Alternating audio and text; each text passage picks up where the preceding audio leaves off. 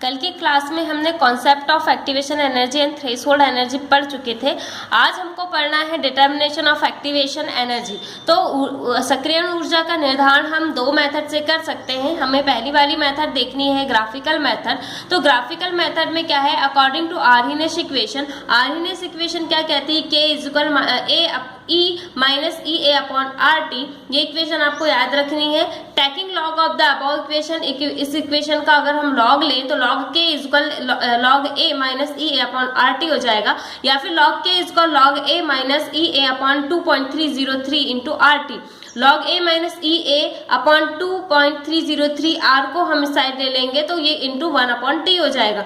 अब इस ये जो हमको अगर लॉग के और 1 अपॉन टी के बीच में अगर हम एक ग्राफ लेते हैं, ग्राफ खींचते हैं, तो इस ग्राफ प्लॉट करने पे हमें एक स्ट्रेट लाइन मिलती है और इसका जो ढाल होगा वो किसको दिखाता है, माइनस ई ए अपॉन 2.303 को रिप्रेजेंट करता है। ये देखो आपका ग्राफ है, इसमें एक स्ट्रेट लाइन मिली है और इसका जो स्लोप है यानी इसका जो ढाल है वो minus E A upon 2.303 R को डिनोट करता है। तो ये स्लोप हो जाएगा। अब हमने स्लोप निकाल चुके हैं, तो by the substituting the value of slope obtain from the graph and gas constant R in the above equation the activation energy E A can be calculated. तब एक्टिवेशन एनर्जी हमको निकालना है। अगर हमने स्लोप को निकाल लिया है तो ये फॉर्मूला है E a is equal minus slope into 2.303 into R. क्या है, गैस कांस्टेंट है। तो इस फॉर्मूले के जरिए हम क्या कर सकते हैं, इसका एक्टिवेशन एनर्जी को हम कैलकुलेट कर सकते हैं। ठीक है, अब नेक्स्ट है हमारे पास है effect of catalyst on the rate of reaction.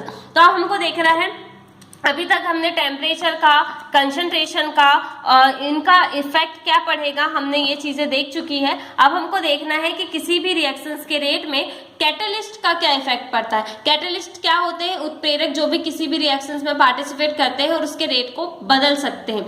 ठीक है, तो a catalyst is the substance which alters the rate of reaction without its undergoing any permanent chemical changes। तो कैटलिस्ट एक ऐसा सब्सटेंस होता है, एक ऐसा पदार्थ होता है जो कि क्या करता है, किसी भी केमिकल रिएक्शंस में पार्टिसिपेट करता है, किसी भी रिएक्शंस का जो रेट है उसको बदल देता है, लेकिन अपने आप में कोई भी परमानेंट केमिकल चेंज नहीं करता है। For example manganese dioxide calculate the following reaction by the increasing the rate of reaction. Manganese dioxide जो है ये एक कैटलिस्ट के फॉर्म में काम कर रहा है और इस रिएक्शन में 2KClO3 is equal 2KCl plus 3O2 ये एक रिएक्शंस का या एक इक्वेशन दी है। इससे हमको पता चल रहा है कि मैग्नीज डाइऑक्साइड एक कैटलिस्ट की तरह वर्क कर रहा है। तो The action of catalyst can be explained in the intermediate complex theory। तो हम कैटलिस्ट के जो भी एक्शन है, जो भी वो काम कर रहा है, उसको हम इंटरमीडिएट कॉम्प्लेक्स थ्योरी के जरिए बता सकते हैं। ठीक है, तो according to this theory the catalyst form temporary bond with its reactants resulting in the intermediate complex which has transitory existence the decompose to give product and the catalyst. तो इस मेथड में सबसे पहले क्या होता है कि हम रिएक्टेंट से रिएक्शन से स्टार्ट करते हैं, उसमें हमने कुछ कैटलिस्ट मिलाया है। तो ये जो कैटलिस्ट होगा वो क्या करेगा, उस रिएक्टेंट के साथ टेम्पररी बॉन्ड बनाएगा, यानी परमानेंट बॉन्ड नहीं बनेंगे, वो टेम्पररी होंगे और कुछ टाइम बाद ये इंटरमीडिएट कॉम्प्लेक्स बना लेगा बीच का। ठीक है, और कुछ समय बाद क्या होगा, इनके बॉन्ड टूटेंगे और ये कुछ समय बाद में प्रोडक्ट में कन्वर्ट हो जाएगा। It is believe that the catalyst provide an alternative pathway by reducing the required activation energy between reactant and product and hence lowering the potential energy barrier and so।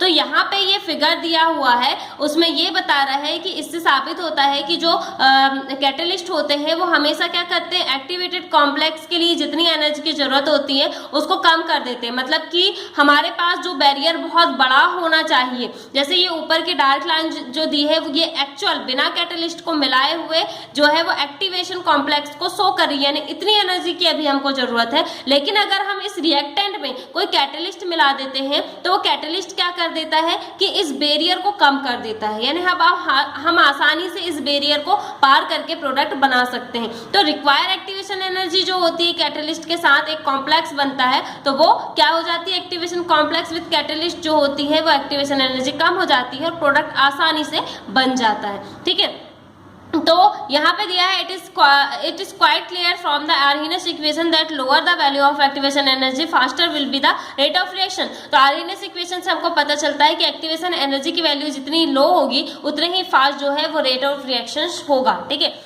अब next है collision theory of chemical reaction. Collision का मतलब क्या होता है, किसी भी चीजों का मतलब किसी भी रिएक्टेंट का आपस में कोलिजन करना या टकराना। तो कोलिजन थ्योरी या फिर जिसको अणु टक्कर या संघटन सिद्धांत या थ्योरी कहते हैं, तो इसके अकॉर्डिंग क्या है, the Arrhenius equation is applicable under the wide range of circumstances, however the collision theory which was developed by Mr. Max Strauss and Williams। तो मैक्स स्ट्राउस और विलियम लुइस ने 1916 और 18 में ये थ्योरी दी है। और ये जो आर्हीनियस की जो उन्होंने इक्वेशन जो दी थी वो सिर्फ क्या करती है, एक काफी बड़े क्षेत्र में लागू होती है, ठीक है। तो उन्होंने एक नई थ्योरी दी, provides a greater insight into the energetic and mechanistic aspects the reaction. It is based on the kinetic theory of gases according to this theory. उन्होंने कहा कि जो रिएक्शंस होती है, ये रिएक्शंस की जो एनर्जी या फिर मैकेनिज्म होती है उसके संबंध में उन्होंने कुछ अपने पॉइंट दिए हैं। तो इस थ्योरी के क्या क्या पॉइंट है, पहला है the molecules of the reactant are hard spheres and the reactions occur when the reacting molecules collide together. जब भी कभी कोई रिएक्शंस होती है तो रिएक्टेंट के जो मॉलिक्यूल्स होते हैं वो हार्ड होते हैं और स्फीयर शेप में होते हैं, गोलाकार होते हैं, और रिएक्शंस के स्टार्ट होने पे ये मॉलिक्यूल एक दूसरे से कोलाइड करते हैं। It impulse that the rate of reaction depend upon the number of collision. और इस तरीके से जो रिएक्शंस का जो रेट होगा वो इन्हीं जो मॉलिक्यूल्स हैं इनकी कोलिजन या इनके टक्कर पर निर्भर करेगा। जितनी ज्यादा कोलिजन्स होंगे रिएक्शन का रेट उतना ही फास्ट होगा। The reaction molecule can not form product on collision till they possess sufficient energy to cross the potential energy barrier present between the reactant और प्रोडक्ट। तो जब भी रिएक्टेंट मॉलिक्यूल्स के बीच में कोलिजन होगा तो प्रोडक्ट उसी शर्त में बनेगा। हर एक कोलिजन के बाद प्रोडक्ट नहीं बन सकता। प्रोडक्ट तभी बनेगा जब ये कोलिजन करने वाले रिएक्टेंट मॉलिक्यूल्स के पास सफिशिएंट पोटेंशियल एनर्जी होनी चाहिए जिससे वो उस बैरियर को पार कर पाए। अगर आपको किसी भी बैरियर यानी आप किसी भी रास्ते में चल रहे हैं और किसी भी ऊंचे बैरियर को अगर आपको क्रॉस करना है तो आपको क्या करना पड़ेगा, अपनी एनर्जी बढ़ानी पड़ेगी, तभी आप उस बैरियर को क्रॉस कर पाएंगे और प्रोडक्ट बनेगा। उसी तरीके से यहाँ पे आपको रिक्वायर्ड पोटेंशियल एनर्जी जो है वो बैरियर को क्रॉस करने के लिए सफिशिएंट होनी चाहिए। The potential energy of the energy barrier is called the threshold energy. इस तरीके से इस बैरियर की जो पोटेंशियल एनर्जी होती है उसी को हम थ्रेशोल्ड एनर्जी या दहली ऊर्जा कहते हैं। The reacting molecule at the energy barrier are said to be in activated state और the form of activation complex. तो क्या करते हैं कि जो रिएक्टिंग मॉलिक्यूल्स होते हैं वो एनर्जी बैरियर को पार करने के लिए कुछ एक्टिवेशन स्टेट को अपने मतलब उस स्टेट में पहुंचते हैं जिसको हम एक्टिवेटेड कॉम्प्लेक्स कहते हैं। This energy difference between the energy possessed by the reacting molecules and threshold energy called activation energy. और जिस एनर्जी के जरिए वो कॉम्प्लेक्स बना रहे हैं और उस एनर्जी वो जो एनर्जी होती है वो मॉलिक्यूल्स की खुद की एनर्जी या थ्रेशोल्ड एनर्जी से थोड़ी अलग होती है जिसको हम एक्टिवेशन एनर्जी कहते हैं। thus the collision of only those molecules are effective or fruitful that collide after acquiring additional energy equal to the activation energy। तो ये जो कोलिजन के लिए जो मॉलिक्यूल्स के पास इफेक्टिव एनर्जी होती है जो अलग से हम उसको एनर्जी ऐड करके दे रहे हैं वो किसके बराबर होती है, वो एक्टिवेशन एनर्जी के बराबर होती है। उसी को हम एक्टिवेशन एनर्जी करते हैं। This is the illustrated in the following energy profile diagram. तो ये यहाँ पे एक मतलब डायग्राम दिया है, उसके जरिए आप इसको एनर्जी बैरियर को समझ सकते हैं। यहाँ पे पोटेंशियल एनर्जी दी है, ये प्रोग्रेस ऑफ रिएक्शंस। तो पोटेंशियल एनर्जी जितनी ज्यादा हाई होगी उनके पास तो प्रोसेस ऑफ रिएक्शन होगी वो उतने ही जल्दी से आसानी से होगी। एनर्जी बैरियर दिया है, ये रिएक्टेंट है, ये प्रोडक्ट है और ये एनर्जी ऑफ एक्टिवेशन है। तो एनर्जी ऑफ एक्टिवेशन क्या है, इतनी एनर्जी उनके पास होनी ही चाहिए तब वो इस एनर्जी बैरियर को पार करके प्रोडक्ट को बनाएंगे, ठीक है। Molecules present at the peak of energy barrier that possess highest energy and called the activation complex. तो वो मॉलिक्यूल्स जो कि इस पीक में इस ग्राफ में ये जो पीक बैरियर जो दिया है, इसके पीक में हाईएस्ट में प्रेजेंट होते हैं, उनके पास हाईएस्ट एनर्जी होती है, जिसको एक्टिवेशन कॉम्प्लेक्स कहते हैं। Reaction can not take place without the formation of activation complex. कोई भी रिएक्शन बिना एक्टिवेशन कॉम्प्लेक्स के नहीं पूरी हो सकती। Thus any chemical reaction is completed by the going through the following step. हर एक रिएक्शन इस स्टेप के जरिए चलती है। पहले रिएक्टेंट, फिर वो एक्टिवेटेड कॉम्प्लेक्स बनाते हैं और फिर प्रोडक्ट बनता है। The activation complex in the state of highest energy has the short lived in the rapidly change into the product. Activation complex जो होता है वो एक हाईएस्ट एनर्जी की अवस्था होती है जो कि तुरंत जो है अपने आप में चेंज करता है और प्रोडक्ट में बदल जाता है। जैसे ये रिएक्टेंट है, अब ये रिएक्टेंट है हैविंग सफिशिएंट एनर्जी, इनको सफिशिएंट एनर्जी दी। अब इन्होंने क्या किया, इस एनर्जी को मिला के एक्टिवेटेड कॉम्प्लेक्स बनाया और एक्टिवेटेड कॉम्प्लेक्स तुरंत जो है वो प्रोडक्ट में बदल गया। ठीक है, तो इस तरीके से